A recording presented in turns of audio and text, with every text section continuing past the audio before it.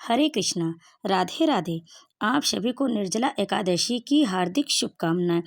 दोस्तों, निर्जला एकादशी का व्रत रखने से व्यक्ति के सारे पाप धुल जाते हैं और मोक्ष की प्राप्ति होती है। तो इस दिन दान पुण्य करना विशेष शुभ माना जाता है। ऐसा करने से धन की कमी नहीं होती।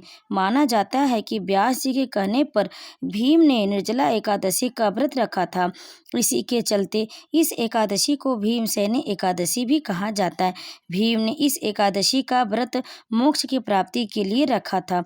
इस व्रत को रखने से भक्त के जीवन में खुशहाली आती है। निर्जला एकादशी के दिन भगवान विष्णु और माँ लक्ष्मी की पूजा अर्चना की जाती है। ऐसी धार्मिक मान्यता है कि निर्जला एकादशी का व्रत रखने से व्यक्ति के सारे पाप धुल जाते हैं और मोक्ष की प्राप्ति होती है। तो दोस्तों, चलिए जानते हैं कि इस बार एकादशी कब मनाई जाएगी। हिंदू धर्म में सभी 24 एकादशियों का महत्व बताया गया है, लेकिन निर्जला एकादशी उनमें से सबसे ऊपर है।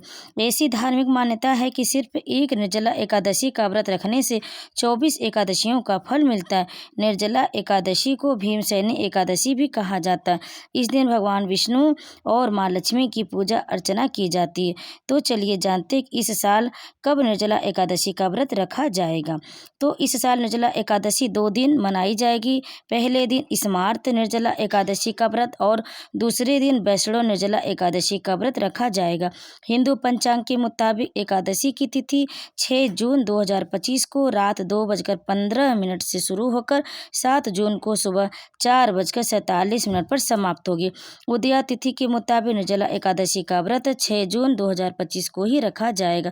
स्मार्त निर्जला एकादशी व्रत को 6 जून को और वैष्णव निर्जला एकादशी का व्रत 7 जून को रखा जाएगा। अब आइए जानते हैं निर्जला एकादशी का व्रत का महत्व। ऐसी धार्मिक मान्यता है कि निर्जला एकादशी का व्रत रखने से व्यक्ति के सारे पाप धुल जाते और मोक्ष की प्राप्ति होती। इस दिन दान पुण्य करना विशेष शुभ माना जाता है। ऐसा करने से धन की कमी नहीं होती। माना जाता है कि इस दिन भगवान विष्णु और माता लक्ष्मी की पूजा करने से घर में सुख समृद्धि बनी रहती है और व्रत करने से भगवान विष्णु अति प्रसन्न होते, माता लक्ष्मी प्रसन्न होते और समस्त मनोकामना पूरी करती हैं।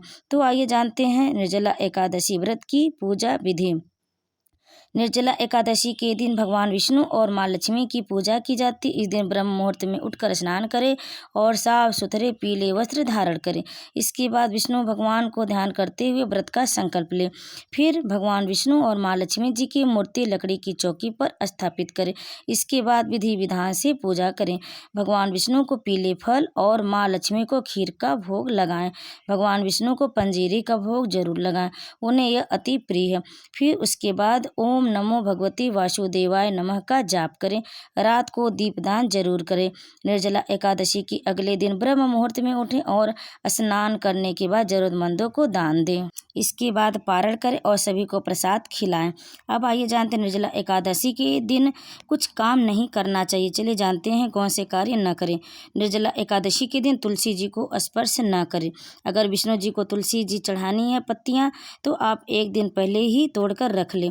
फिर इस दिन तुलसी में जल अर्पित नहीं करें। तामसिक भोजन न करें। इस दिन जमीन पर सोएं। निर्जला एकादशी व्रत में अन्न और जल ग्रहण नहीं करें। इस दिन चावल का सेवन न करें। इस दिन बाल, नाखून और दाढ़ी नहीं कटवाना चाहिए।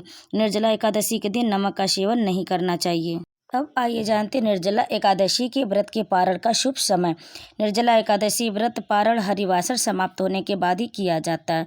तो स्मार्त व्रत पारण 7 जून 2025 को दोपहर 1:44 से लेकर 4:31 तक रहेगा और वैष्णव व्रत का पारण 8 जून 2025 को सुबह 5:23 से लेकर 7:17 तक रहेगा। आप इन बीच में अपने व्रत का पारण कर सकते हैं। तो दोस्तों, इस तरह से आप निर्जला एकादशी की पूजा करें, पारण करें और नियमों का ध्यान दें।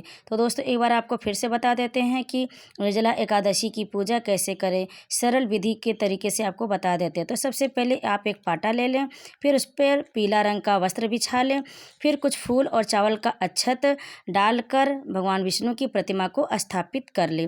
फिर उसके बाद आप घी का दीपक जलाएं। भगवान विष्णु को पीले चंदन जो रहते हैं वह चंदन लगाएं, फूल अर्पित करें और और आप तुलसी जी की पत्तियाँ जो रहती है वो एक दिन पहले ही, एकादशी के एक दिन पहले ही तोड़ लें और उन्हें भी अर्पित जरूर करें, क्योंकि विष्णु जी की पूजा में आप तुलसी जी का पत्ता अवश्य चढ़ाएं, तभी आपका व्रत पूर्ण होगा, क्योंकि इससे विष्णु भगवान प्रसन्न होते हैं।